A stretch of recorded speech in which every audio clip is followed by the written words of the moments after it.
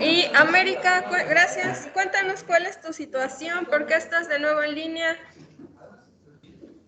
Ya le comenté habíamos a mi hablado coordinador ¿Mande? que ayer le mandé mensaje a mi coordinador que no iba a poder ir porque tengo gripa y nada más falté, ya voy a ir mañana. Del día de hoy solo me avisaron de Jesús Monterrubio y Monse Bernal. Ah, ok. ¿Le puedes avisar nuevamente al coordinador, por favor? Sí. Porque ves que de la clase pasada tuviste falta porque ya no me avisaste. Ahí, ¿qué pasó? Ok. ¿Vale, América? Sí.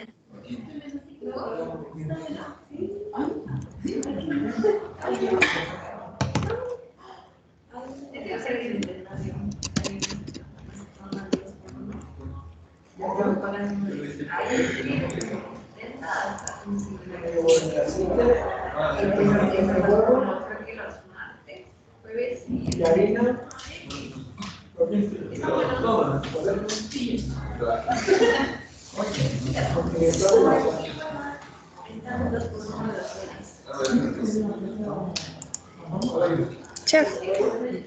Hola, buenas tardes. Disculpa que lo moleste de nuevo con América. ¿Le aviso que se iba a conectar en línea? Que si le aviso de nuevo a América. ¿Me escucha? Bueno. Hola. Bueno.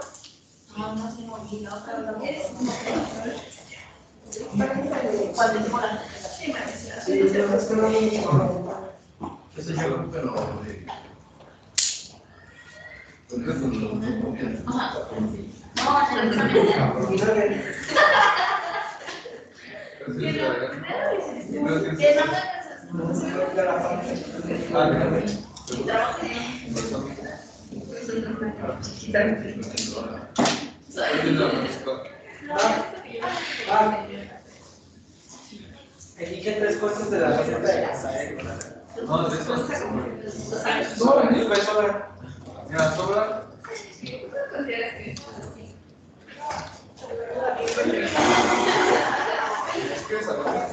Pedro, no, que te quedamos con la libre. Qué buena onda. Si no me callas, ¿cómo se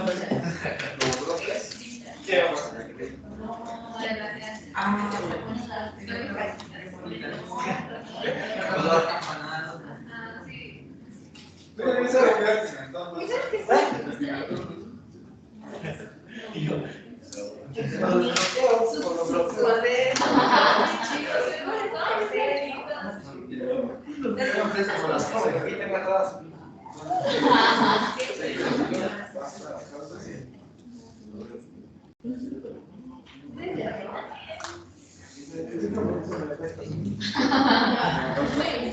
En hielo.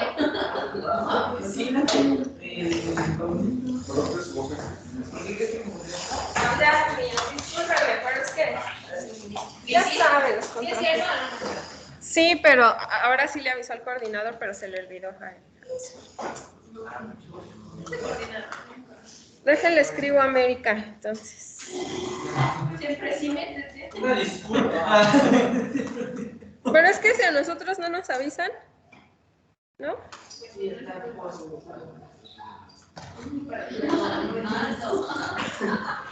¿Cuál es la salsa? ¿La vende? No, tú la haces. de las que cuando Las que tiene que llegar 8 horas a la gente y esa es la mano. no es que Necesitan es que digo sale Y hacerlo así como con el huevo, ¿no? Pero no es un plato cocido. No, bueno, pero dijo eso. Quería saber si se la mayoría. Ah, la del diamante. Ah, yo también esa de tomate. Yo me hice Esa, ya la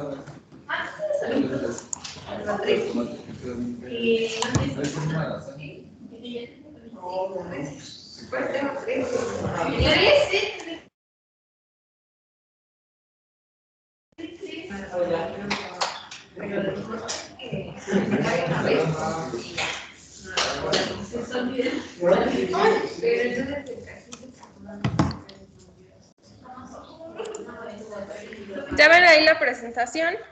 Nancy. Es que aquí estoy cargando. Ok, vale.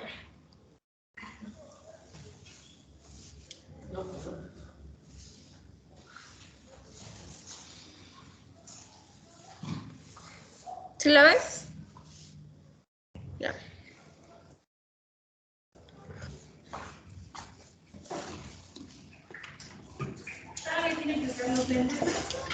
Sí, hasta el 25 de febrero.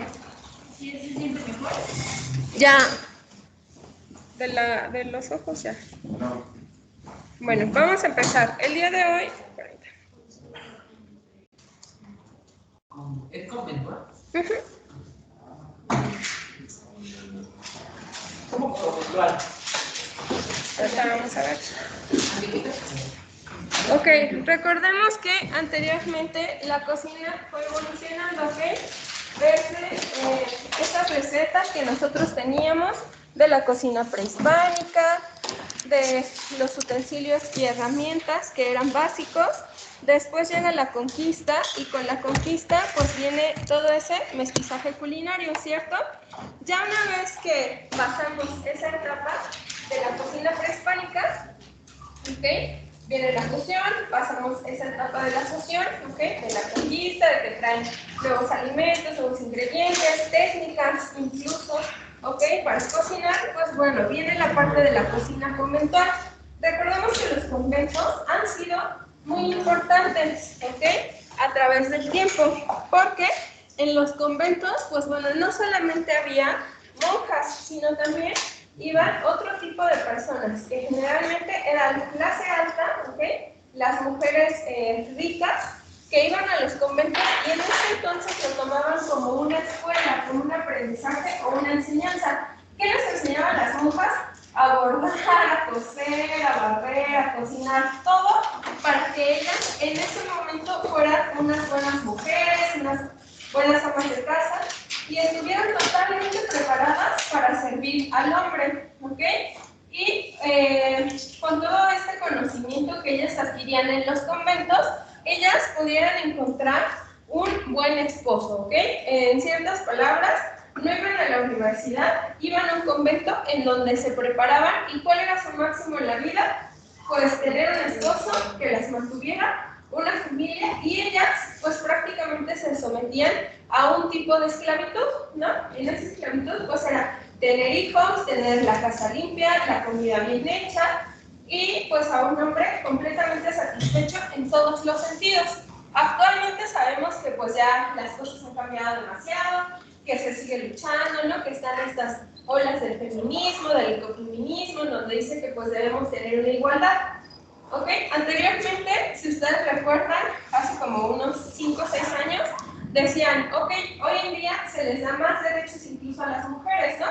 Que, no sé, si es una mujer rural, porque se ha trabajado mucho por los derechos de la mujer rural, a ellas se te dan préstamos para el campo, ¿no? Que tú adquieras tu semilla, tu fertilizante, por ejemplo, y a las mujeres se les cobra un 8% de interés y a los hombres un 10%. ¿Ok? Y entonces decían, están luchando por la igualdad de hombres y mujeres, pero ¿hasta qué punto esa igualdad ya deja de ser igualdad? Porque al momento que a un hombre le das más o le cobras más impuestos que a una mujer, pues ahí ya no hay igualdad, hay preferencia acerca de la mujer. Y es algo que actualmente pues sigue en debate, ¿no? En que si hombres y mujeres somos iguales, en que somos distintos, en que no puede existir una igualdad, en que sí existe, en que sí la fuerza, que no. Todas estas cosas, ¿ok? Que actualmente nosotros podríamos ver pues como inaceptables, ¿no? El hecho de que una mujer vaya nada más a un convento para prepararse para ser ama de casa y que tu única función sea servir y procrear. También a los conventos, y les decía, nada más la clase alta podía asistir a aprender a esos conventos. Y la otra parte, pues eran las prostitutas, ¿no? Que ellas habían como pues ido por un mal camino, que no era el camino de Dios, de la religión, entonces trataban de enmendarlas, las sometían a estos conventos para que ellas aprendieran a hacer otro tipo de cosas y de ahí pudieran vivir. Ya sea que pudieran vivir de ahí o bien pues se quedaran ahí como monjas, ¿no? Y es por eso que la cocina conventual tiene una gran importancia en nuestra vida, ¿ok? ¿Y por qué tiene una gran importancia? Porque aquí es donde se comienzan a desarrollar nuevas recetas. Se crean bebidas, se crean dulces, se crea el chile en nogada, se crea el mole, por ejemplo, ¿ok? Y pues ya, nada más que terminamos nuestro proyecto de la visita, pues si no los autorizan, allá van a ver, ¿no? Porque ya que estemos en Puebla, que casi en cada esquina hay una iglesia, y en esas iglesias pues ya nos van a explicar, ¿no? Incluso el tipo de vida que llevaban. Cuando yo fui a uno de esos conventos, que es como un museo, incluso tienen es una habitación muy pequeña, pero muy, muy pequeña, yo creo como de este grosor, ¿ok? Abres la puerta y aquí enfrente nada más está un pedazo de madera como cama, y su almohada era un tronco, así un cacho de tronco donde ellas se acostaban, ¿ok? Que eran generalmente las prostitutas a quienes sometían en esas habitaciones, que más bien parecen unas celdas, y ya no hay más espacio. También nos van a platicar de las monjas de encierro, por ejemplo, hay una diversidad de monjas. Las monjas de encierro son aquellas que entran al convento y ¿saben cuál es la única manera de la cual pueden salir de ahí? Muertas, ¿ok? Nunca más pueden salir de ahí, porque su destino es estar todo el tiempo haciendo oración por todas las dificultades que se presentan. Por ejemplo, si ahorita hay un terremoto, ellas se ponen a orar, ¿ok? Y están atrás de donde estaba el sacerdote, ellas rezaban, ellas cantaban cuando daban la misa, y está una tablita y nada más hay pequeños orificios donde se escuchaba lo que ellas rezaban o cantaban, pero ellas jamás podían volver a tener contacto ni con el exterior ni con otro tipo de personas. Y en su puerta tienen una pequeña puertita donde les pasaban su comida, porque ellas no podían tener contacto con las demás personas, ¿ok? Y bueno, la etapa prehispánica, pues ya decíamos que fue una de las más importantes, porque es de donde vienen nuestros orígenes y que aún nosotros conservamos ciertos alimentos, ciertos hábitos de esta etapa prehispánica. ¿Se acuerdan que veíamos que si a nosotros nos hacen un té, por ejemplo, yo ahorita que ando enferma de la vesícula, dije, bueno, me siento muy mal, no he desayunado, me voy a tomar un té, y ya siento como mi estómago más ligero, relajado. Entonces, hasta ahora nosotros seguimos llevando a cabo estos hábitos, costumbres que hemos aprendido a través del tiempo y que al final del día nos fueron heredados desde la etapa prehispánica. Recordemos también que en esa etapa prehispánica se solían hacer demasiados sacrificios o rendir cultos, ¿ok? En la cultura maya ha sido muy impresionante. ¿Y por qué? En esa zona de lo que es Mérida, Cancún, Chiapas, llega mucha gente, porque, bueno, llega mucho turismo y principalmente extranjero, porque ellos están consternados y a la vez informados de todo lo que pasaba en esa región, ¿ok? De todo ese misticismo cultural, y no nada más del misticismo, sino también de las bellezas que nosotros podemos encontrar. Esta es la región que tiene cenotes, por ejemplo. Pues todos han visto un cenote, ¿o lo conocen? ¿Sí? Y en esos cenotes generalmente era donde se llevaban a cabo todo este tipo de sacrificios, ¿no? Que elegían en su momento a quien ellos consideraban las mujeres más hermosas, les extraían el corazón y el corazón lo ponían en ofrenda a sus dioses. Sabemos que a los hombres, por ejemplo, a los hombres jóvenes, también los ponían en sacrificio, pero generalmente acostumbraban a comer la carne de ellos, ¿ok? Por ejemplo, mi amigo de Turquía actualmente dice que aunque han pasado muchos años, en su país no comen la carne de los animales que son femeninos, ¿ok? Si van, ellos casi no acostumbran a comer cerdo por su religión, ¿no? Que son musulmanes, pero por ejemplo la res comen al macho, ¿no? No comen a la hembra, y así de todos los animales que ellos consumen, únicamente consumen al macho, no consumen a la hembra porque consideran que la carne no es adecuada o no tiene las mejores características organolépticas que la de una res, ¿ok? O la de un macho. Y si vemos actualmente, pues bueno, ¿alguien ha probado o ha sabido distinguir en si te están dando macho o hembra cuando comemos carne? Pues no, ¿cierto? Entonces ya también son creencias que ellos traen pues desde su época prehispánica y que en pleno 2022 aún se siguen llevando a cabo, ¿ok? Ustedes sabían, es que aquí les quería preguntar. Ustedes acerca de la cocina conventual, ¿qué opinan en ese momento cuando se creía que las mujeres únicamente estaban destinadas a procrear, a cocinar, a estar como sometidas a esa parte de lo que el hombre dijera, ¿ok? Tanto hombres como mujeres, me gustaría escuchar su opinión. El día de hoy vamos a empezar de aquí en medio, ¿vale? Y después nos vamos, ustedes deciden, Pedro va a decidir si a la derecha o a la izquierda, ¿ok? Entonces, Mar. ¿Qué empezamos?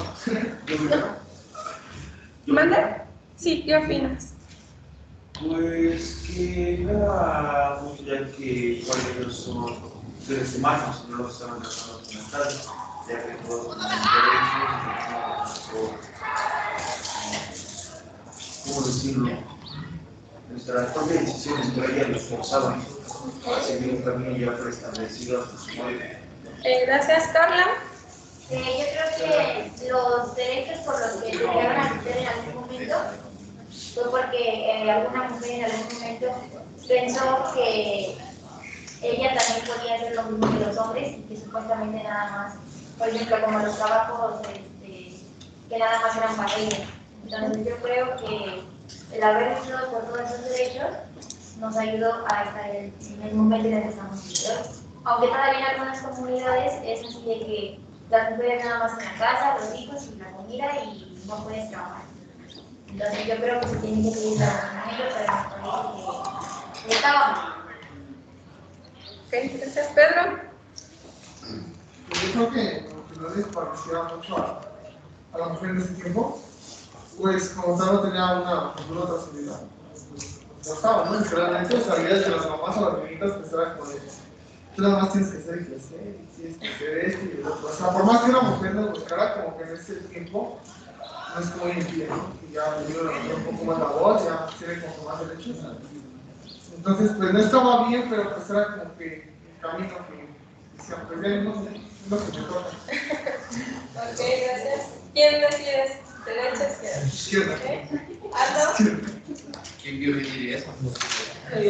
Yo pienso que es un tema algo difícil de hablar, pero sin embargo, en esos tiempos la gente tenía una mente muy baja sobre el pensamiento del uso de la mujer. Ya. ¿Qué? Yo creo que en esos tiempos, bueno, era como que pues, sus creencias, ¿no? De que las mujeres, bueno, como que se categorizaban a las mujeres para hacer ciertas cosas, pues a los hombres para hacer otras, ¿no? Pero yo siento que a lo mejor muchas mujeres querían hacer cosas de hombres, no se podía, o en estos tiempos también como que todavía hay como que eso, ¿no? O si eres hombre no puedes cocinar o hacer ciertas cosas, ¿no? Porque te pueden juzgar, todavía se puede juzgar así. Gracias, David.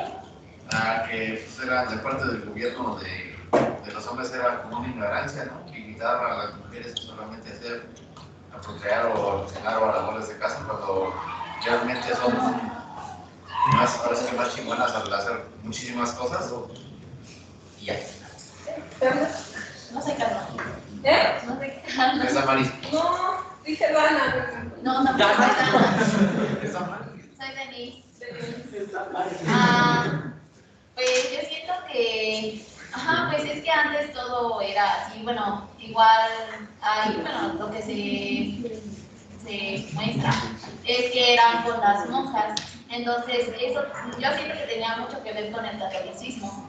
Entonces, hasta la fecha, siento que sigue siendo así, porque pues incluso así como papa o los sacerdotes así, pues no pueden ser mujeres. Entonces, no sé, yo siento que ellos lo hacían por una parte como por respeto y por otra pues igual por creer que las mujeres pueden llegar un poco más lejos y ellos se hacían sentir menos. Entonces, bueno, yo opino eso. Gracias. De este lado, por favor. Siento que en ese tiempo ya era, no sé, más por costumbres, por necesidad. Bueno, hasta cierto punto, ¿no? Porque pues, igual, como lo comentaba, ¿no? Iban a los conventos a hacer para prepararse, pero pues siento que era más por tradición, ¿no? Gracias. Que esa era su forma de pensar, era de antes de, ¿cómo se puede decir? O sea, como ya establecido, que la mujer tenía que hacer eso, tenía que ya, ¿cómo lo puedo decir? Ay, es que pero es mucho, así como Damaris. Pues yo digo que antes las mujeres no se podían como expresar libremente y entonces era como que te resignaban a hacer lo que decían, porque ya no era como que lo quiero hacer. Y entonces pues siento que ahorita ya es más normal, como que tú hagas lo que quieras, ¿no? Y no importa que haya hombres así. Y antes era como que pues lo hago porque no me guste, porque así tiene que ser. Y exacto, ¿no? Que ya hay que evolucionar en esa parte, porque como dice Kevin, ahorita ya está acostumbrarse a cocinar y ya es normal, ya no es como que, ay, no. Así que a veces muchas cocinan mejor que las mujeres. Y pues. Gracias. Hugo. ¿Cómo era el pensamiento de ellos, no? Que por ser mujer tienes que hacer tal cosa. Tú cocinas porque eres mujer, tú cocinas que tú hombre por tienes que ir antes, ¿no? A la guerra, o tú cargar pesado, antes tú no se vivía. Tus creencias, tus pensamientos que decían, pero últimamente como que ya han ido cambiando, esos pensamientos poco a poco. Ok, gracias.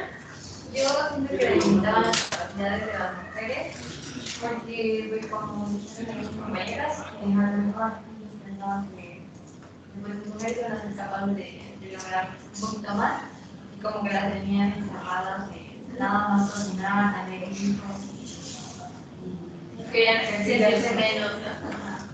Ok. Y bueno, desafortunadamente vemos que actualmente en algunas comunidades o incluso pueblos todavía se tiene este tipo de creencias. Yo estaba leyendo el año pasado un libro que se llama La invención del tercer mundo, de Arturo Escobar, en donde nos dice por qué nosotros seguimos siendo países tercermundistas y otros han evolucionado, ¿no? Principalmente pues por la riqueza que hay en su país, el avance tecnológico, cultural, y trataba como un capítulo de las mujeres y decía que la mujer del tercer mundo en pleno 2000 estaba todavía destinada a ser esa mujer relegada, sometida, que no tenía tantos derechos a la educación y pues al final del día la mujer, así la describen ahí como la mujer del tercer mundo, ella puede tener y desarrollar esas capacidades y habilidades, sin embargo la parte de nuestra cultura, ¿okay?, que ha trascendido a través del tiempo es lo que nos lo impide, ¿no? Como llegar a ser esas mujeres europeas, por ejemplo, que vemos, ¿no? Que pues ellas incluso dicen, yo me voy a casar hasta los 40 años y depende, ¿no? O no quiero tener hijos, o cosas de este estilo, y que aquí aún a veces llega a ser criticado, ¿no? Por ejemplo, el hecho de que una mujer pues no tenga una pareja o no se case, O incluso, ¿no? Muchas veces es muy criticado el que tú nada más vivas con tu pareja en unión libre y no llegues hasta esta parte del matrimonio, ya sea por el civil o por la iglesia. Sin embargo, eso es algo que nosotros hemos ido construyendo a través del tiempo. Esto se llaman constructos sociales, ¿no?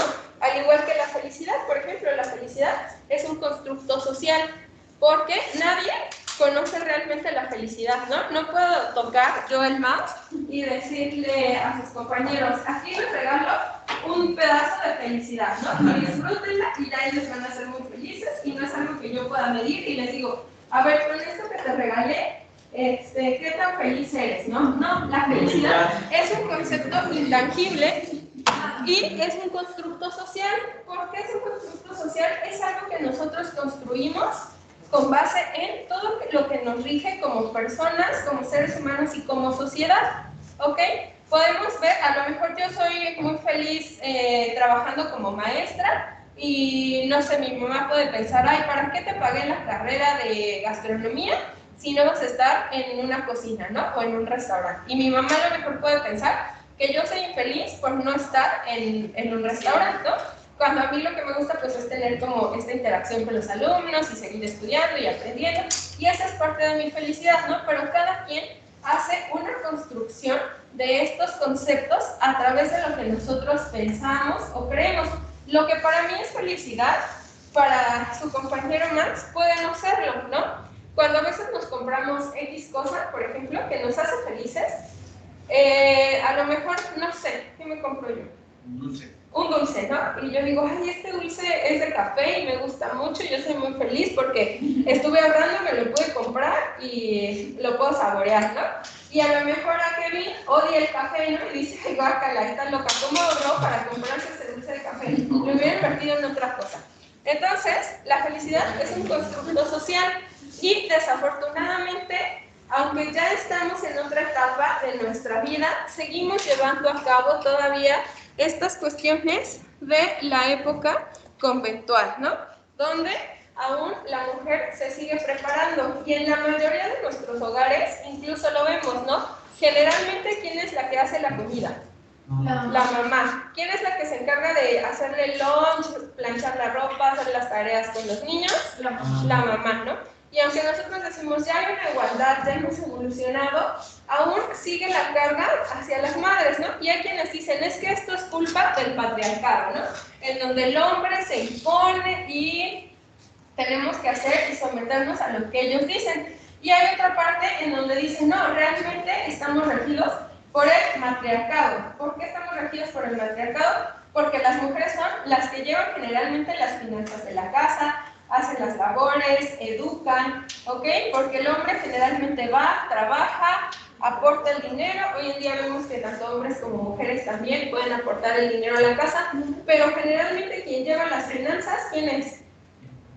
La mamá, ¿cierto? Entonces igual ahí hay como una disputa y es muy difícil ponernos de acuerdo, ¿no? Hacia dónde vamos a llegar, pero al final del día, aunque hemos luchado demasiado, en la mayor parte de los lugares nos seguimos rigiendo sobre estos usos y costumbres todavía.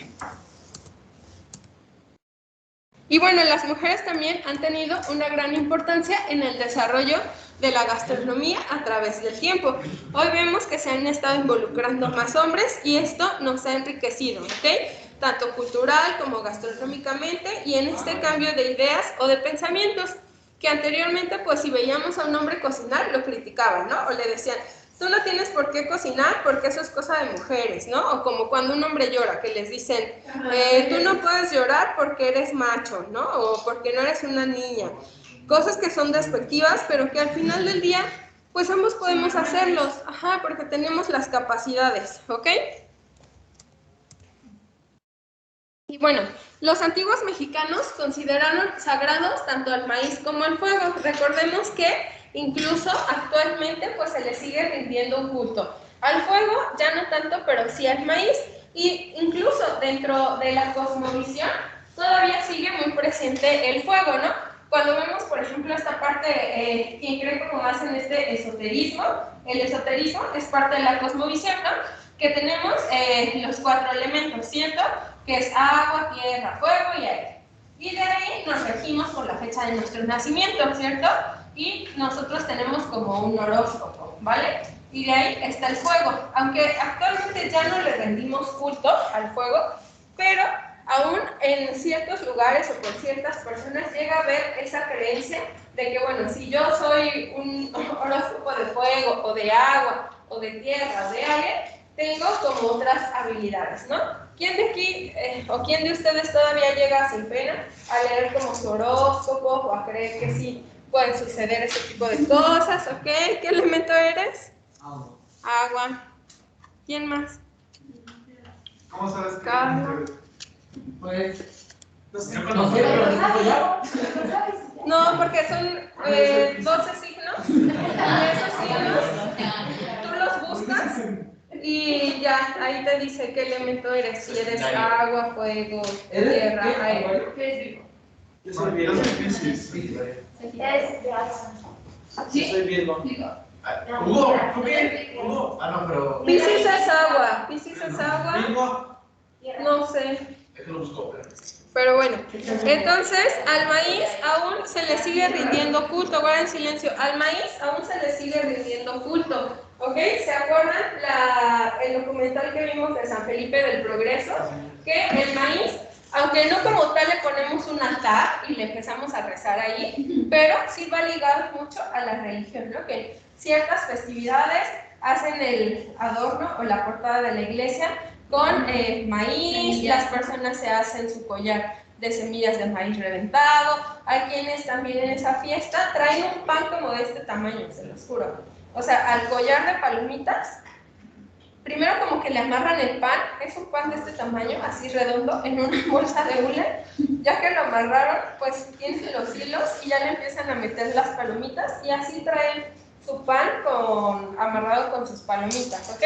Todavía se le sigue rindiendo culto, ¿ok?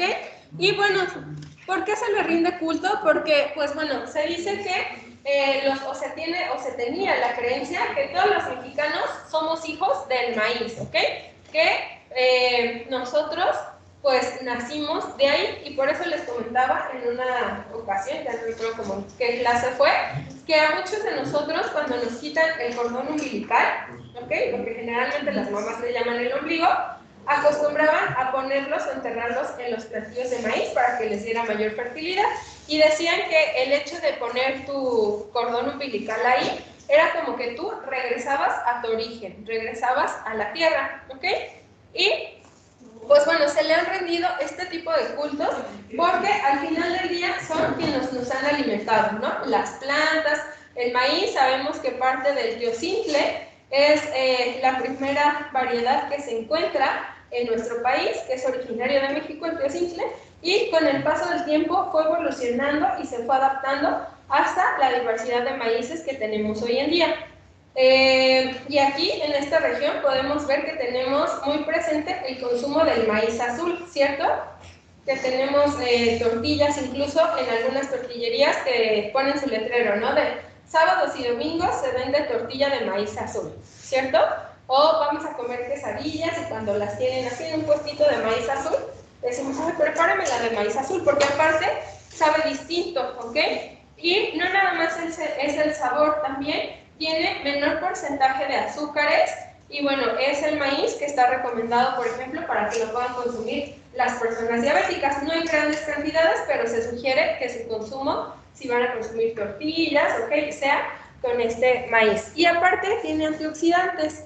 Desafortunadamente, con el paso del tiempo, la industria se ha sometido pues como al cambio y a la apropiación de nuestros maíces, ¿ok? Porque los ha modificado genéticamente y ahora nuestros maíces anteriormente era azul, colorado, el maíz ajo, el maíz palomero, amarillo, blanco, por ejemplo, ¿ok?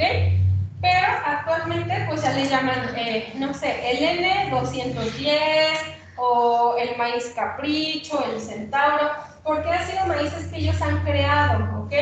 Los modificaron genéticamente, nada más lo puedes plantar una vez y ya lo tienes, lo consumes y punto. Nuestros maíces endémicos, ¿ok? O criollos o nativos, Tú lo cultivas, puedes ir a buscar las mejores semillas, las guardas y la próxima cosecha las vuelves a sembrar, y estas tienen la capacidad de irse adaptando, y con la polinización también pues han ido existiendo nuevas variedades, nuevas cruzas, ¿ok? O esos mejoramientos que los hace directamente la naturaleza, y por eso pues bueno, se le rendía culto al fuego y al maíz, porque el maíz, aparte de alimentarnos, ¿ok? Pues se tenía esa creencia que nosotros habíamos nacido de ahí. Y también, pues bueno, los utensilios eran muy importantes en su momento, porque si no tuviéramos utensilios y no tuviéramos fuego, no se podrían hacer estas preparaciones o estas creaciones, ¿ok? Recordemos que descubrieron el fuego por accidente, y de este accidente surgió la idea de preparar ciertos alimentos sometidos al fuego, ¿ok?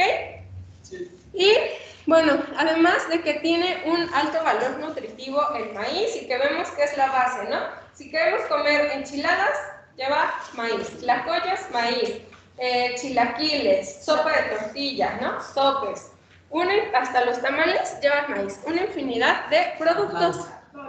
Flautas, el champurrado, ¿ok? Pero también, de acuerdo a lo que existía en el ecosistema o en el medio ambiente, era como se alimentaban, y una parte primordial o fundamental han sido el consumo de insectos, ¿no? Lo que se llama entomofagia, y que hasta la fecha seguimos practicando, y por otros países pues hemos sido como admirados por tener este tipo de consumo dentro de nuestra gastronomía.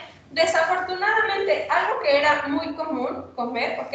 Que si yo tenía hambre y no tenía dinero, a lo mejor me podía ir al campo a buscar chapulines y comía chapulines, ¿no?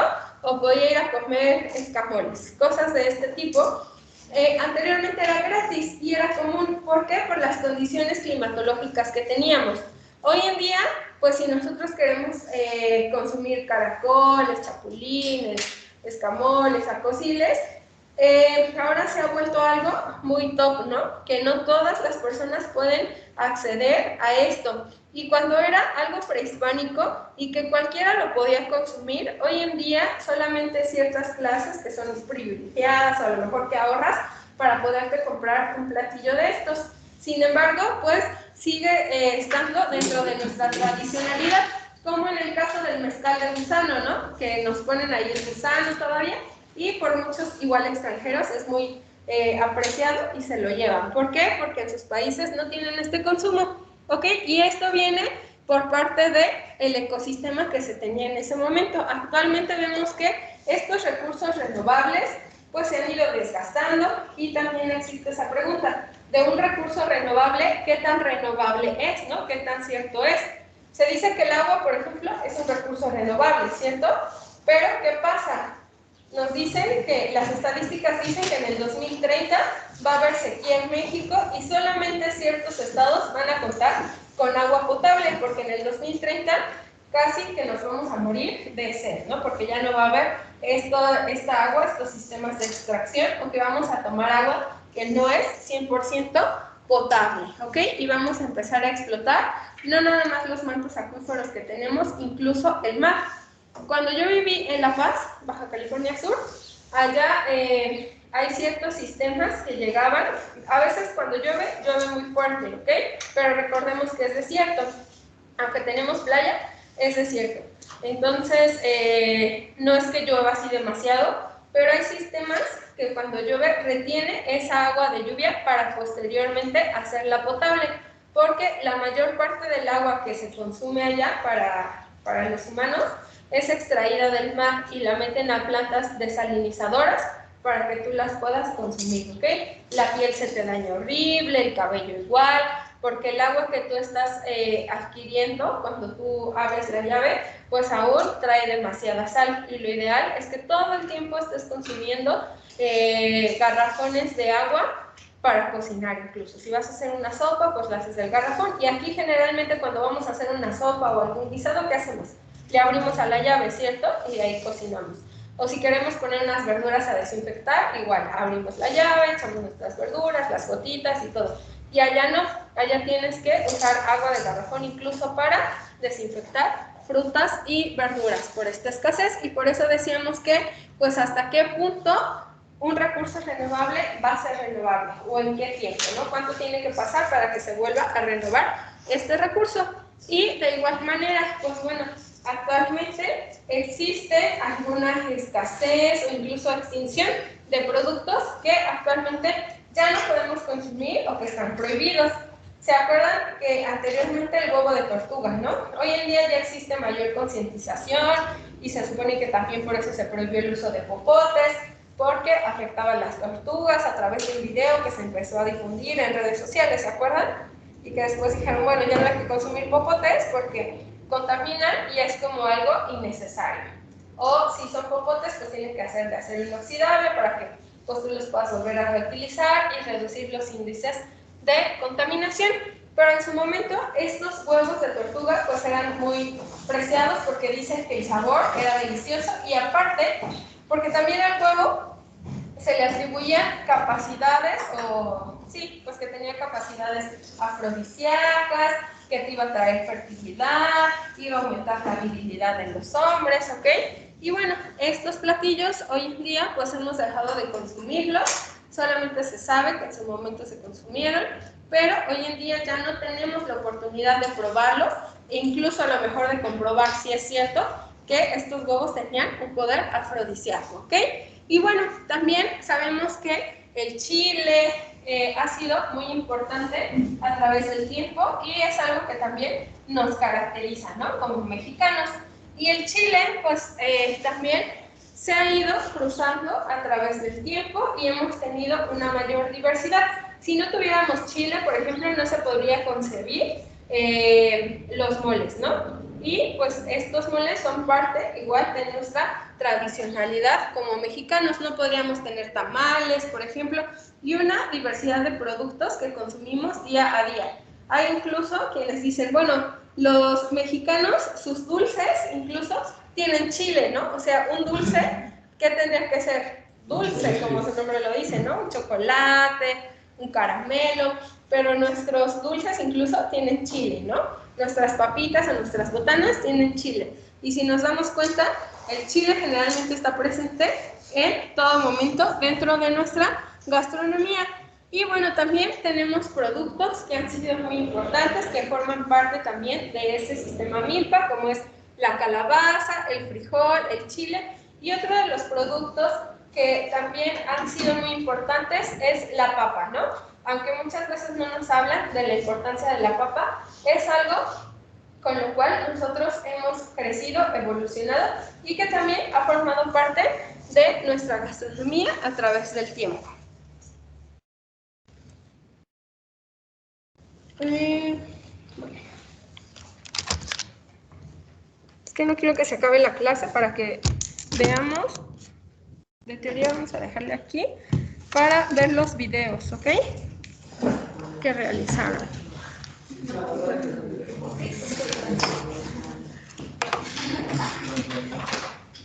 Ya tenías que salir.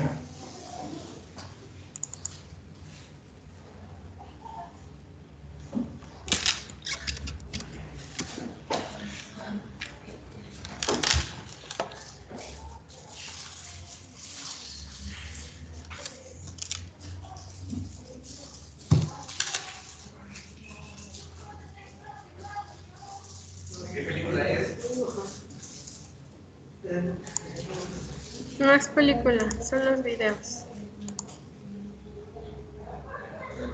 Hambre de poder.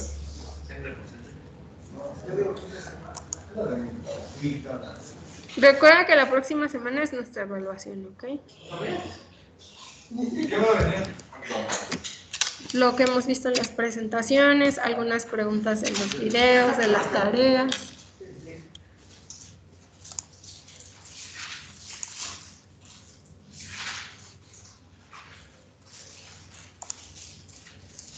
No pueden comer en el salón, recuerden.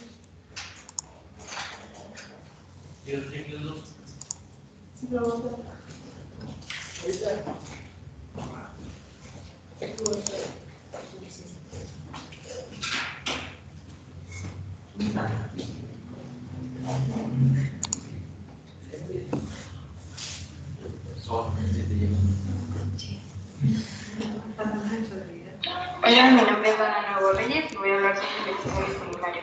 Yo digo que el mestizaje culinario fue una forma diferente para cambiar nuestros alimentos, pero creo que en cierto punto estuvo mal, porque en lo que yo leí, cambiaron muchos de nuestros platillos Para en silencio. y los convirtieron en algo más internacional. Por ejemplo, el mole, pues era una combinación de muchos. Bueno, no era muy de nosotros, entonces llegaron los españoles y le metieron que la canela y no sé qué. Entonces, pues ya es como que más internacional. Y siento que le quitaron a los platillos un poco de originalidad. Pero más sin en cambio, también hay platillos que son muy buenos y son gracias al mestizaje culinario, que pues es la combinación de nuestra cultura y nuestra gastronomía con diferentes partes del mundo. Siento que ese es un punto favorable, pero también siento que fue un poco malo, porque pues la originalidad no fue tan buena. Y entendí otras muchas cosas, pero pues eso es lo más importante. Gracias.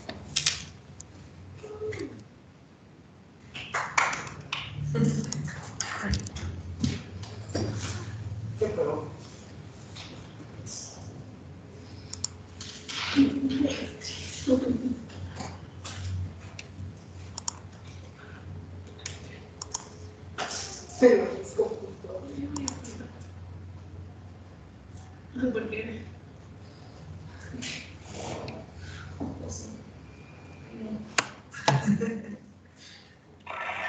Para mí el mestizaje culinario o el mestizaje gastronómico es la suma de todas nuestras costumbres y tradiciones. Siento que esto se dio desde la llegada de los españoles, cuando se surgió de la cultura mexicana y española. Los españoles trajeron consigo un sinfín de animales e ingredientes nuevos a nuestro país y de igual manera en silencio. importamos ingredientes a su país y a otros continentes. Con el paso de los años se ha expandido la cocina y se han descubierto nuevos alimentos, nuevas combinaciones y considero que día con día se va ampliando el repertorio gastronómico, al igual que se conservan muchos de nuestros ingredientes, o más bien muchos de los elementos que solían utilizarse en esa época. Y el principal de estos es el maíz, es el fundamento, o siento que es la base principal de alimentos de mexicanos, ya que con este grano se crean de alimentos y bebidas. Y me siento muy orgullosa de mi país y de todo lo que en el área.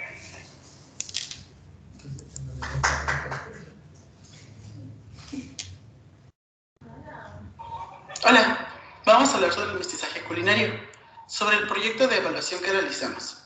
Lo que yo entendí es que fue una de las cosas más importantes de México, ya que mostró que dos culturas muy diferentes podían unirse, y qué mejor forma de unirse que en la gastronomía. Mostraron que los españoles, al traer sus especias y condimentos, dieron una nueva tendencia de comida y alimentación. Asimismo, dimos a conocer el maíz, lo que afectó de una forma muy grande en la gastronomía, ya que incorporó varias recetas como los tamales, el atole, incorporamos el chocolate, el cacao, a las recetas que antes ellos no tenían, y en cambio ellos nos incorporaron el trigo, cosas que se cosechaban en cada continente diferente. Fue una de las cosas importantes porque gracias a eso, México se considera patrimonio cultural de la gastronomía. Por ende, fue un paso muy grande hacia la sociedad y hacia el alimento.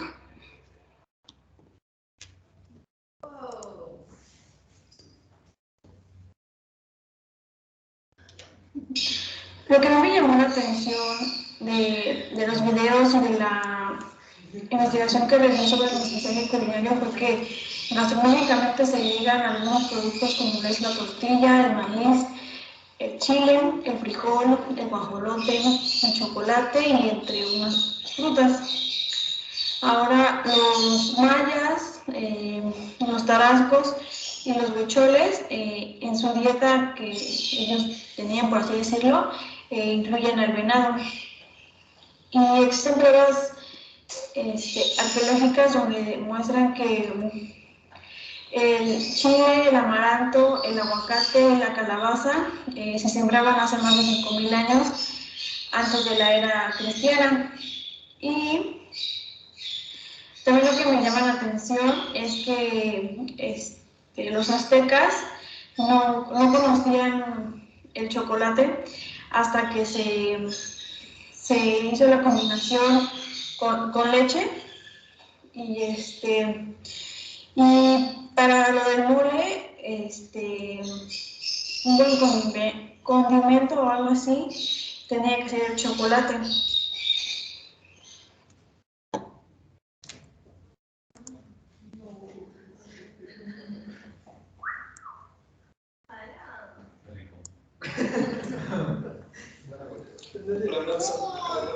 El mestizaje culinario se da a partir de la fusión de los productos europeos y los americanos.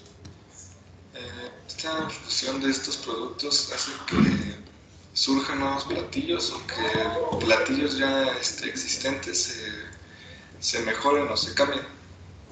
Un ejemplo puede ser como el de los tamales que ya existían en México, nada más que eran hechos de otra manera. Por ejemplo, la carne era diferente a la que conocemos ahora, pueden ser de venado, de guajolote, de conejo, de productos que existían acá.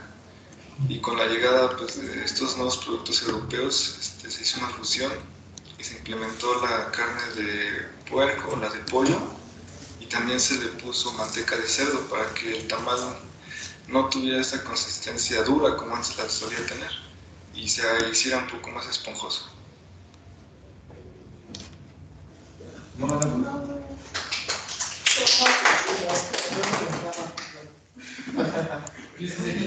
Hola, Miss. Lo que a mí más me interesó de esta investigación es que realmente muchos de los insumos que yo consideraba mexicanos realmente no son mexicanos como tal. Porque, por ejemplo, el trigo, como lo leí, básicamente el trigo venía en la embarcación de Hernán Cortés. Básicamente que nosotros no lo hicimos. Y eso es lo que me llamó mucho la atención, porque te das cuenta que no es nuestra. Y, por ejemplo, que la mayoría de ingredientes, como el frijol, el arroz y todo eso, también venía de parte de los españoles. O sea que básicamente nosotros no teníamos nada en esos tiempos.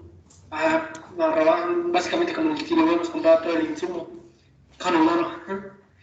Y ya toda la investigación trata de eso. Básicamente todo, si no te pones a leer tantito, te das cuenta de que en algún momento no estás ni acercada a la verdadera respuesta de dónde vienen tus insumos.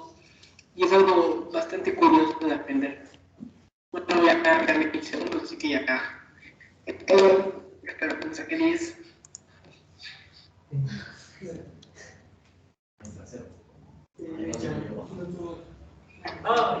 Hola, Miss.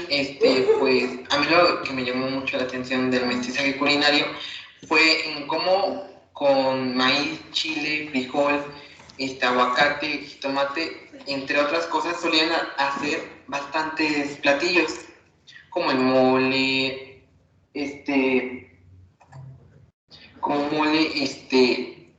chiles en nogada, los churros, la barbacoa y tipo dulces tradicionales que antes hacían ellos.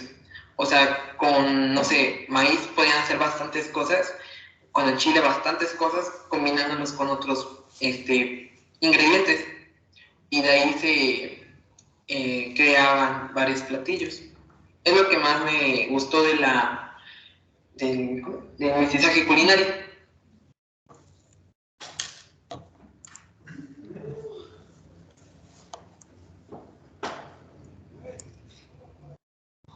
A mí más lo que siempre me ha interesado o gustado sobre el mestizaje aquí en Latinoamérica fue el choque de culturas que hubo, el choque de tradiciones, de ideologías, como por ejemplo en la gastronomía sobre el descubrimiento del maíz, que llegaron los españoles y vieron que el maíz era muy versátil para nosotros, como para hacer tortillas o pan, que gracias a ello se diseminó en absolutamente todo el mundo y ahora hay grandes cultivos tanto en África como en China, o también de chocolate, que el cacao se daba mucho aquí y descubrieron el chocolate, pero los españoles le pusieron azúcar y decidieron comerlo así ya que era más versátil.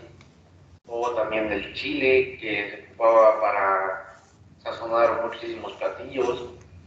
Y no solo nosotros, también los españoles trajeron trigo, carnes, lácteos, el arroz y la cebolla, que sea difícil de creer, fue una implementación española hacia nosotros, y eso provocó que surgiera un gran conocimiento e innovación gastronómica.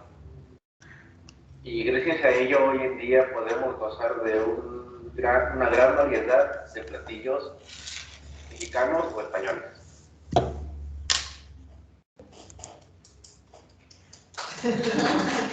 Gracias. A mí lo que me llamó la atención del mestizaje culinario es la forma en la que crean los platillos. Prácticamente fue descubriéndolo porque los españoles traen a México pues varios ingredientes, entre estos el trigo y pues algunos animales como es el pollo, el cerdo, y pues empiezan a hacer varios platillos. Entonces, a mí me llama mucho la atención porque pues hoy en día México, la gastronomía de México es considerado un patrimonio cultural de la humanidad y esto se hace gracias al mestizaje. En sí no son solamente como ingredientes de México, sino por ejemplo las enchiladas verdes, los chiles y todo eso, es una mezcla del mestizaje. Entonces, yo había escuchado una vez una historia, la verdad no sé si sea cierta, pero se supone que el que llegó a México no fue Cristóbal Colón, sino el primero en llegar fue Américo Vespucio. Entonces, en honor a él se llama América. La verdad no sé si sea cierto, pero pues se supone que cuando Cristóbal Colón llega a México, que lo llaman el Nuevo Mundo, descubren el cacao y la vainilla. Se supone que el primero en probarlo fue Hernán Cortés. Entonces llevan a España todas estas frutas, verduras y pues ellos nos traen lo suyo.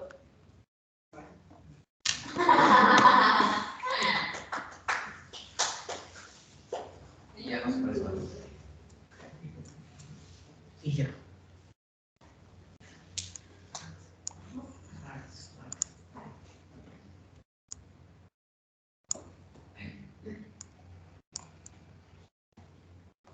Lo que más me llamó la atención fue que los europeos salieron en busca de nuevas especies.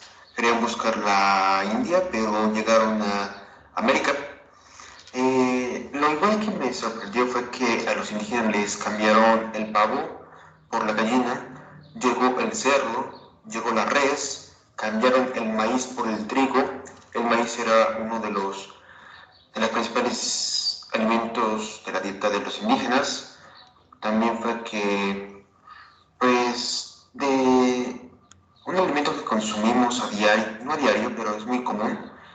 Los tamales están desde la época de la conquista, nada más que los indígenas lo rellenaban con frijoles, verduras y carne. Y cuando llegaron los europeos se cambió esto y los empezaron a rellenar con manteca de cerdo y pues con carne de cerdo, vaca o gallina. Y los ponían a cocinar en ollas y sartenes desde esos tiempos.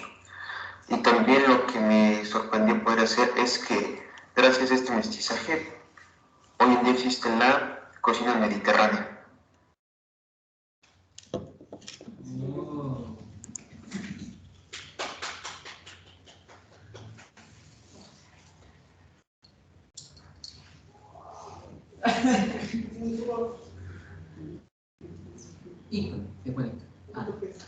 Ya está lento, ¿no? Sí.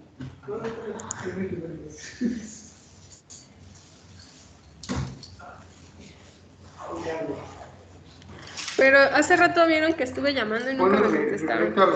Y la lectura que investiga acerca del mensaje culinario, a mí me llama la atención mucho el cómo pueden seguir hasta hoy en día algunos ingredientes que estaban desde la antigüedad, que ya llevan más de 1000 años sembrándose y hasta hoy en día lo siguen haciendo.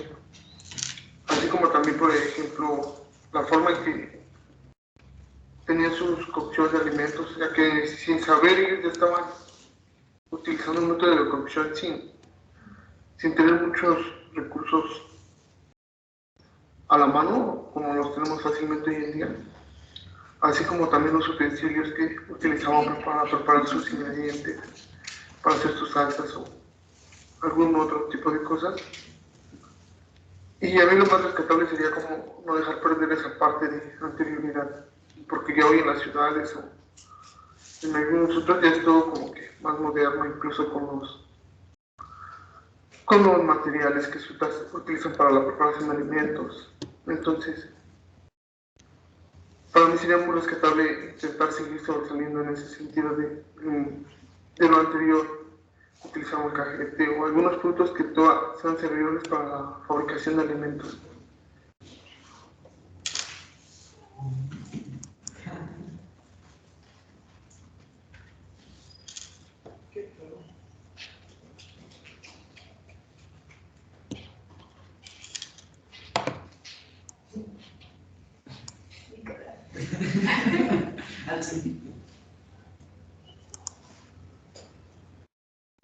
Sonidos como mi jefe. Ahí está. Un camión, mejor no quiero ver. Y no te salió. Pero si los consumimos todos. ¿Cómo así?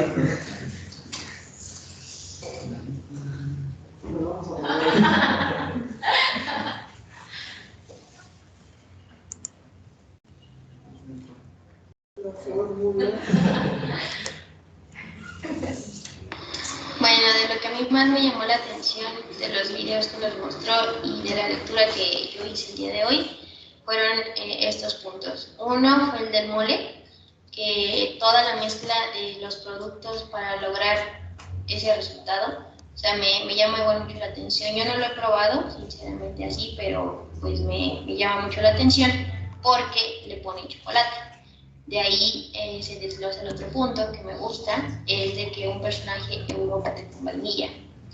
La otra es de la aprobación de sabores, que muchas personas europeas no aprobaban las especies que venían, bueno, que iban de América, se puede decir, porque los llamaban que eran productos de los indios.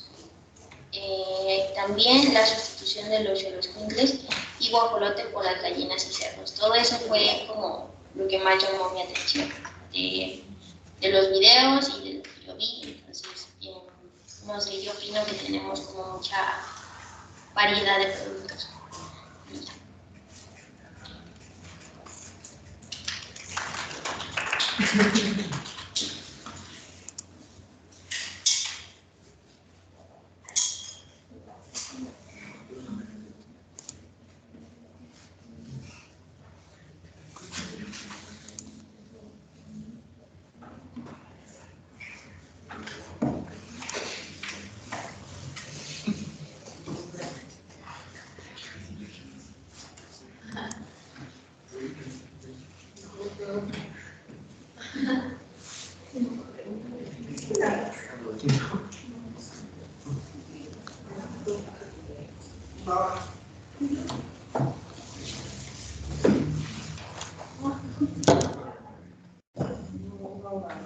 Y bueno, también empiezan a surgir estos productos o estos alimentos dulces, ¿ok?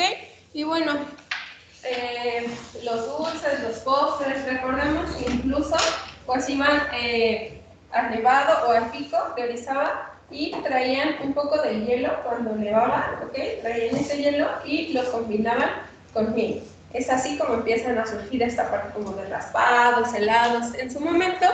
Y pues todo aquello que se tenía que endulzar se hacía principalmente con la miel de las abejas y también con el jarabe de aguamiel. Actualmente vemos incluso que pues ya tenemos este azúcar de agave, ¿no? Que es líquido, que vamos al súper y compramos nuestro botecito. Las personas que llevan generalmente una dieta keto o que su consumo de azúcares debe de ser más bajo, pues ya compran esta miel de maguey o un tipo de aguamiel. Y pues bueno, también teníamos bebidas que se preparaban en su momento, que muchos creemos que apenas estas bebidas empezaron a preparar, como son aquellas que llevan chía. Sin embargo, desde antes pues ya se preparaban estas bebidas a base de chía, también con cacao y miel. Y también se utilizaba mucho esta parte de la chía, porque al momento que nosotros sabemos que nosotros la sumergimos en agua, tiene como un poder gelificante, ¿ok? Se hace más espeso y bueno, se consumía mucho estos productos. Y también pues tenemos la importancia del pulque, ¿ok? Que es una bebida prehispánica que también en cierto momento se le llegó a rendir un tipo de culto y esta se obtiene a partir del aguamiel. Si no tenemos aguamiel, pues no podemos concebir el hecho de que nosotros tengamos un pulque y posteriormente, pues bueno, ya surgen todos estos curados también que se incorporan a la parte de nuestras bebidas tradicionales, ¿ok? Y bueno, México es uno de los países más dulceros del mundo y si ustedes se dan cuenta, incluso en algunas ferias que todavía tenemos, encontramos, ¿qué vemos? Hay puestos donde tenemos dulces, ¿no? Tradicionales. Sí. O cuando vamos a una fiesta, de esas fiestas que están abiertas, ¿sí? Como el público en general, que no es, o incluso a veces hasta en ciertos salones, todavía llegan a entrar estas personas que nos venden el algodón de azúcar, pepitorias, alegrías, gaznates, merengues, tocadas, ¿ok? Y pues igual, ¿no? Cuando nosotros vamos a lo mejor a algún tipo de exposiciones donde hay productos tradicionales, por ahí silencio allá, donde hay productos tradicionales, igual encontramos estos puestos de dulces tradicionales. Incluso en la Feria del Caballo, ¿no? Cuando vamos a la Feria del Caballo, en el stand de artesanías o en el de comida, es muy común que nosotros encontremos puestos con estos dulces tradicionales. ¿Qué pasa, David? ¿Qué es un gaznate? El gaznate es ese que es como un churro, ¿sí lo has visto? Como un tipo buñuelo, que va relleno de merengue. Es como un taco, ¿ok?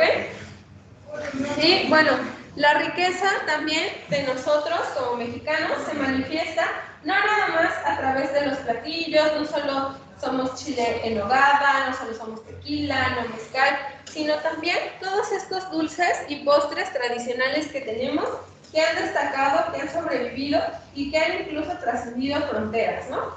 Y Puebla pues es uno de los principales lugares donde nosotros podemos tener esta gran cantidad de dulces, ¿ok?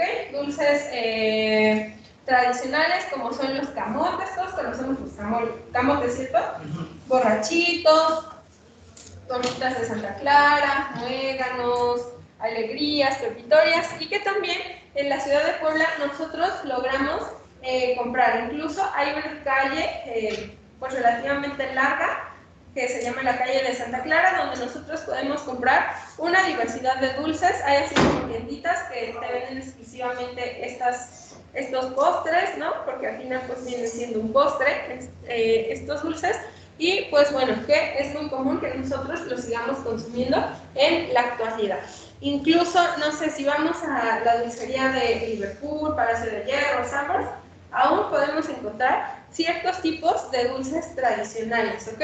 Porque son muy como típicos de nosotros pero también tienen un alto valor, ¿ok? No nada más en cuanto al precio o al costo de encontrarlos en estas zonas, pero que aún nosotros acostumbramos a comerlos y por eso pues se siguen vendiendo en estos establecimientos, ¿ok? Porque aparte pues es parte de un legado histórico que nos han dejado, por ejemplo el alpeñique, las gallinitas de dulce de pepita de leche, por ejemplo, ¿ok? Y pues también nos habla de ese arraigo cultural que nosotros tenemos, ¿ok? Como seres humanos, de esa tradicionalidad. Y pues vemos que sigue presente.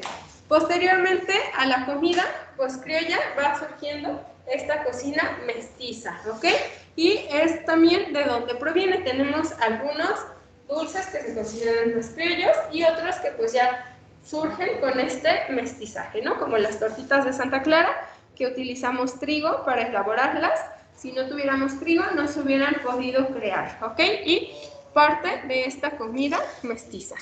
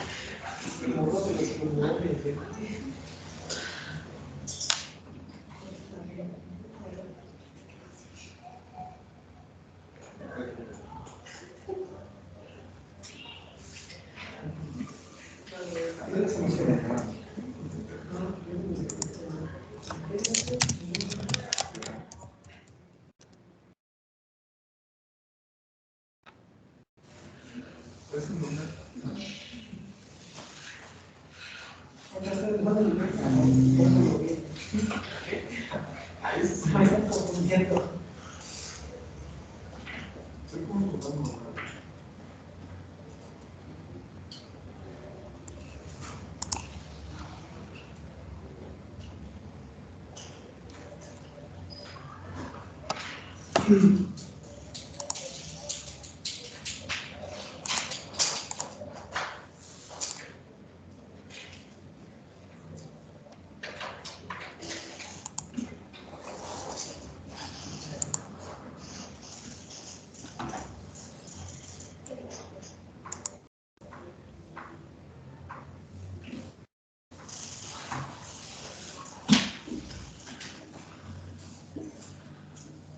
Usted está buscando una residencia permanente para los Estados Unidos y migrar con su familia como profesional.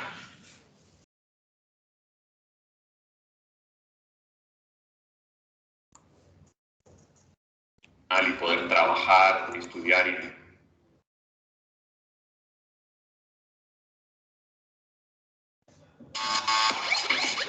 Bienvenido a Yolo Camotes, videos de temas de interés general.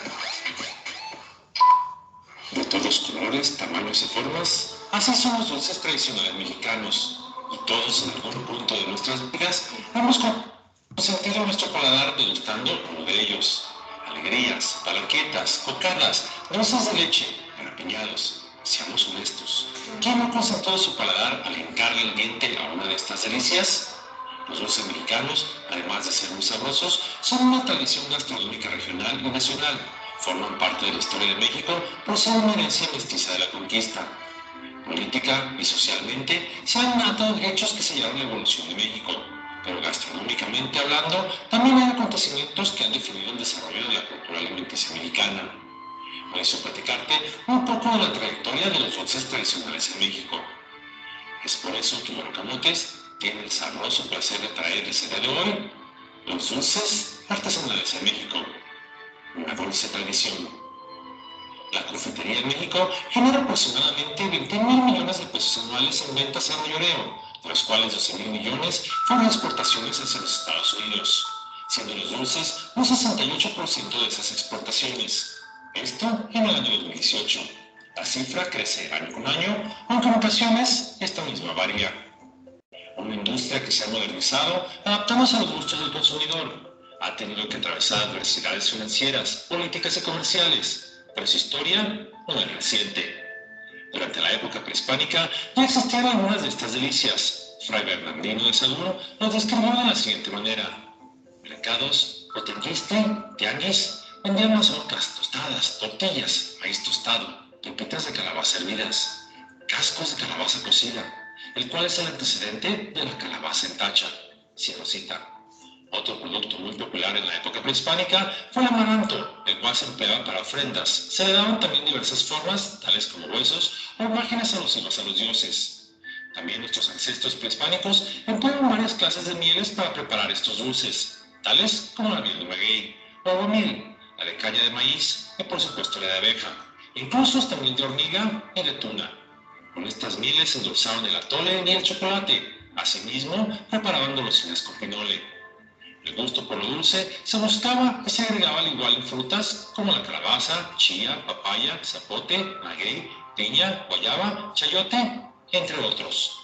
Los primeros dulces del territorio fueron creados con pulpa de fruta, cereales y miel, que servían a los viajantes y mercaderes para soportar los largos trayectos y proveerse de energía rápidamente. Por ejemplo, el sualí o saulé actualmente es conocido como el dulce de alegría. Solía cocerse en miel de maguey, espesa, dulce y oscura, y después con piloncillo, caña de la planta de maíz o miel de hormiga mielera o de la abeja pipiola.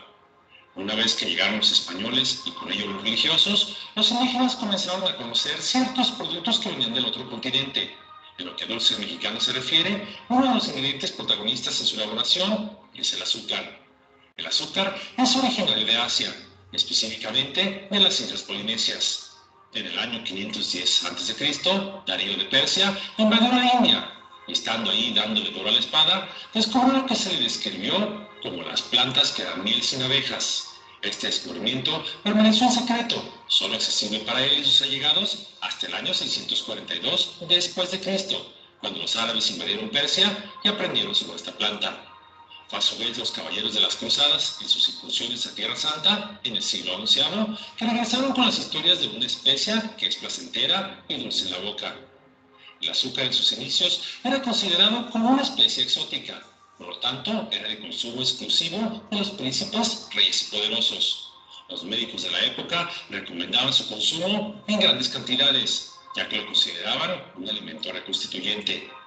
Para que nos demos una idea de su costo, en el año 1319, un kilo de azúcar costaría, a precios de hoy, cerca de los 4.000 pesos o casi $200, y ello sin tomar en cuenta la inflación. Fue hasta finales del siglo XV que se generalizó su consumo, esto como resultado de la promoción que realizaron los españoles y portugueses para cultivarlo en las tierras conquistadas de América y África. Los árabes fueron además los responsables del refinamiento del azúcar. En México se comenzó a cultivar la caña de azúcar, debido a la gran diversidad y excelentes condiciones climáticas que ofrecía la Nueva España y los demás territorios de las colonias españolas en América. El cultivo del azúcar en el centro y sureste del país popularizó el uso de este producto, convirtiéndose en una actividad agrícola, comercial e industrial que a la postre desarrollaría la dulcería nacional. Con el paso del tiempo, las religiosas católicas que vinieron con los españoles fueron las principales responsables de que los indígenas comenzaran a preparar dulces mexicanos. Las monjas traían consigo una amplia gama de recetas, las cuales en su mayoría eran de origen árabe. Algunas de estas son los turrones, los macarrones de leche, las palanquetas de diversas semillas, las yemas, alfajores, frutas cristalizadas, jamoncillo, ates, picones, figuras de almendra, alfeñiques, etc. Gracias a que las mujeres indígenas trabajaban con las monjas, estas conocieron nuevos ingredientes. La mezcla de las técnicas de elaboración europeas con los ingredientes autóctonos dio como resultado las bases de las recetas más antiguas en lo que a dulces mexicanos se refiere. Comenzaron a cubrir con azúcar los diferentes productos de las regiones gastronómicas de México, tales como la calabaza, el chilacayote, la piña, la biznaga, por mencionar algunas. los cuales son apreciados como frutas cristalizadas en la época actual. La mezcla de los productos españoles con los indígenas dio origen a dulces clásicos como la cocada, huevo, leche y coco rallado fresco. La pasta de almendra fue sustituida por la pepita de calabaza. Estas recetas clásicas de dulces mexicanos de origen conventual salieron de dichos lugares gracias a las mujeres indígenas. La combinación de los dulces conventuales de las monjas ibéricas y la imaginación e ingenio de los indígenas fueron la clave para obtener los buenos dulces que desde entonces han ido pasando de generación en generación por casi 500 años. Durante la época colonial en México, el mestizaje del país se fue formando poco a poco. La convivencia diaria de ibéricos, criollos, mestizos, indígenas y mulatos vino construyendo una cultura propia, un lenguaje, una forma de vida, incluso un estilo distinto de practicar la religión. Comer era tarea de diario. En ese espacio de las cocinas, principalmente en el fogón de las familias, en el de los conventos y parroquias, es decir, donde concurrían las mujeres españolas, criollas, indígenas y mulatas, que germinaría la cocina mexicana. Este arte culinario pasó de los conventos a las fábricas artesanales, fusión de la cocina española e indígena, trascendió desde la época colonial en manos de monjas y esclavas mulatas hasta ser parte hoy de la cultura mexicana. Su elaboración aún requiere de verdaderos profesionales y artistas responsables, pues preservar una tradición intacta es una responsabilidad, donde se debe combinar la limpieza, la calidad, la creatividad, el esfuerzo físico, la paciencia y el tiempo, lo que hacen a la elaboración de este manjar un dulce desafío. Pero es un reto que los artesanos están dispuestos a enfrentar, no solo por la recompensa económica. Y también vemos que actualmente, ¿quién conoce las manzanas en almíbar, por ejemplo? Cuando tenemos una persona que está enferma del estómago, que tiene una dieta blanda, se le hacen las manzanas en almíbar, ¿ok? Se pone a cocer la manzana, bueno, se le quita la cáscara, hay quienes se la quitan, quienes no, el corazón, se va partiendo en rebanadas, se pone agua, azúcar, canela, se ponen a cocer ahí hasta que se hagan blandas y el azúcar con el agua se hace como un almíbar, un jarabe, y te los han de comer. Igual cuando estás en los hospitales es muy común que nos dan este tipo de productos. O igual en diciembre es muy común que nosotros consumamos el dulce de tejocote, ¿cierto? Para las posadas. Entonces es algo que también este tipo de manzanas en almíbar se toma como un remedio incluso casero curativo, ¿no? Así como comemos un caldo de pollo cuando estamos enfermos, también es muy común que nuestras mamás o nuestras abuelitas nos hagan este dulce de manzana.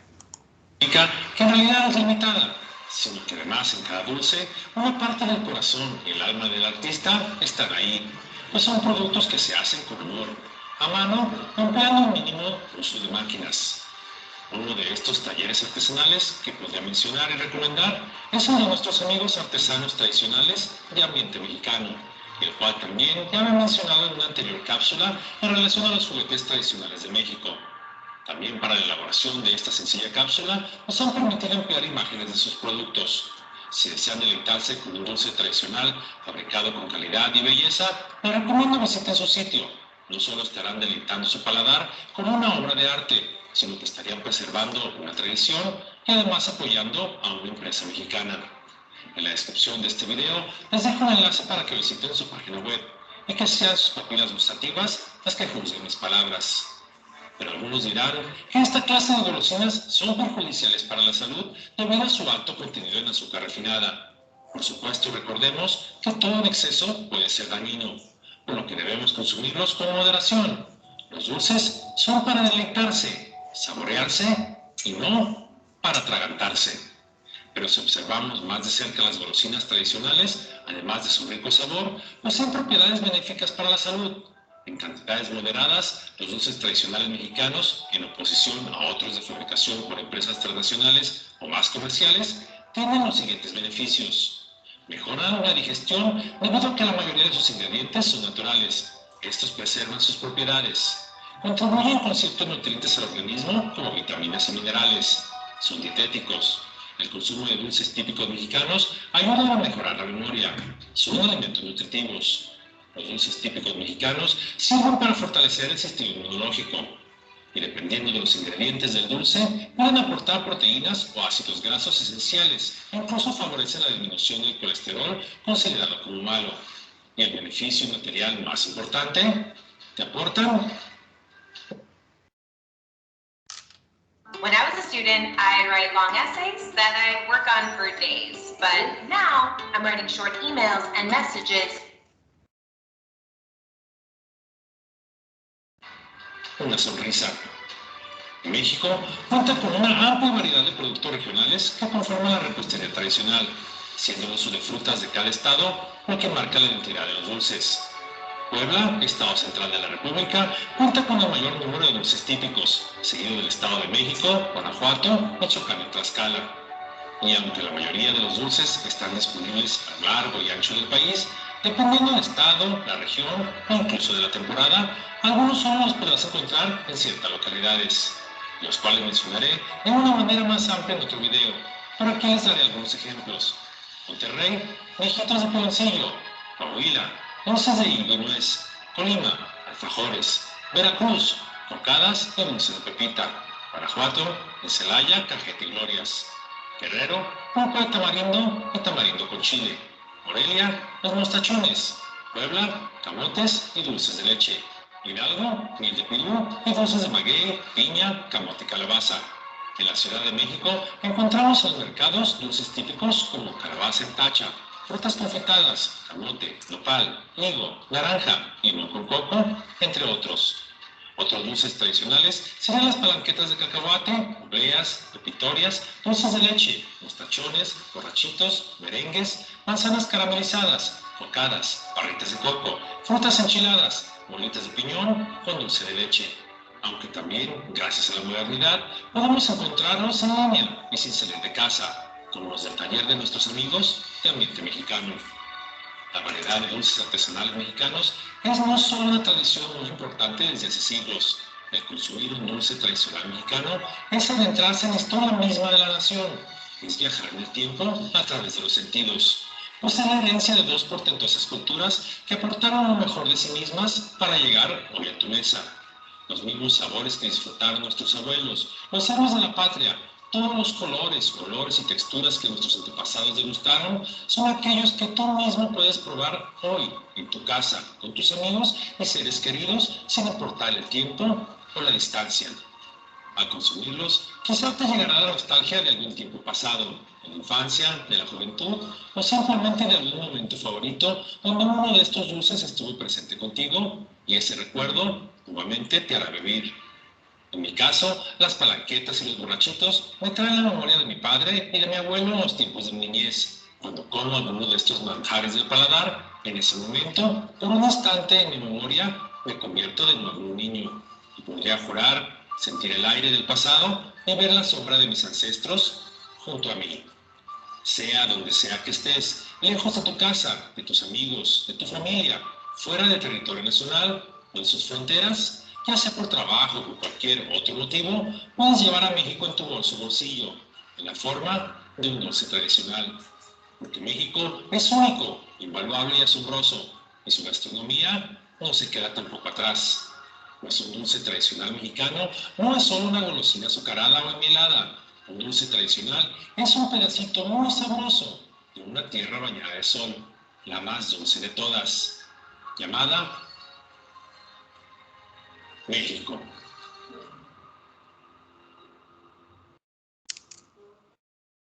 Ok, por hoy es todo.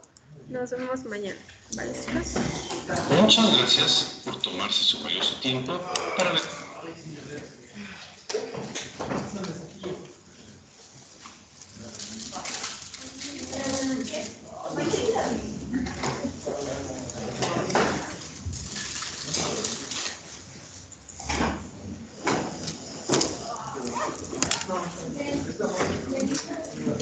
Nos vemos mañana, chicas. Bye.